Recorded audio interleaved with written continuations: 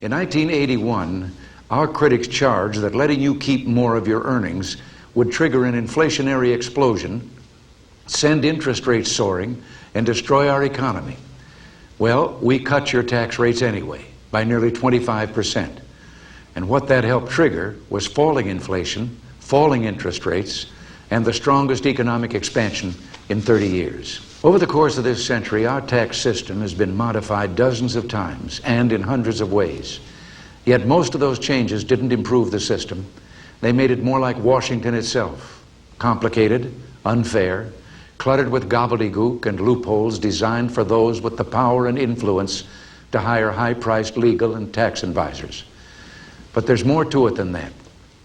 Some years ago, an historian, I believe, said that every time in the past when a government began taxing above a certain level of the people's earnings, trust in government began to erode. He said it would begin with efforts to avoid paying the full tax. This would become outright cheating and eventually a distrust and contempt of government itself until there would be a breakdown in law and order.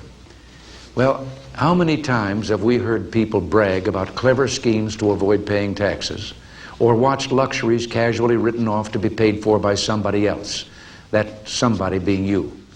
I believe that in both spirit and substance, our tax system has come to be un-American.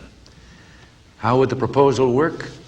The present tax system has 14 different brackets of tax rates ranging from 11 to 50%.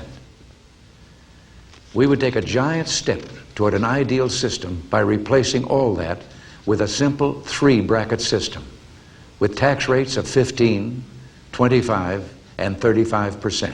By lowering everyone's tax rates all the way up the income scale, each of us will have a greater incentive to climb higher, to excel, to help America grow. The power of these incentives would send one simple, straightforward message to an entire nation. America, go for it. To young Americans wondering tonight, where will I go? What will I do with my future? I have a suggestion.